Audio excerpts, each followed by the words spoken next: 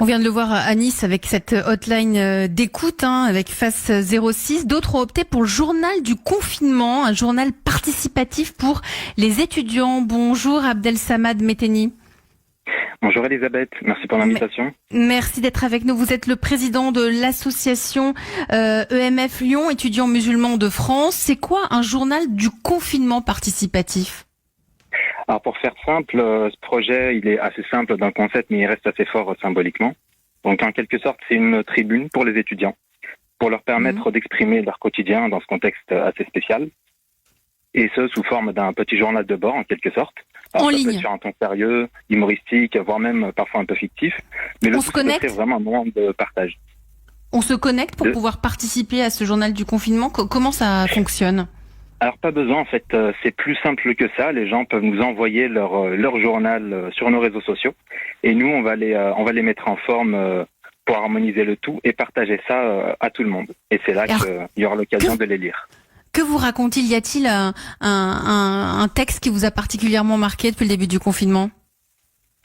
Alors, il y a plein de styles différents. C'est ça qui est assez drôle, c'est que parfois certains, ils racontent leur quotidien, mais de manière très drôle. Et il y en a vraiment certains qui ont marqué un peu le public. Et, je vous invite à aller les lire. Et vraiment, ils ont une teneur de. En fait, on raconte le quotidien d'une manière assez ironique, c'est-à-dire que vraiment, en fait, donc il y a une distance. Il y a une distance qui s'opère. Voilà, exactement. Exactement. Et c'est assez bien, et ça doit leur faire beaucoup de bien. Maud, vous avez une question ?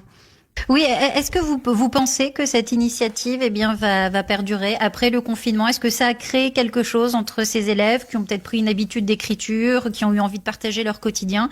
Est-ce que cette page va continuer à exister au-delà du 11 mai ?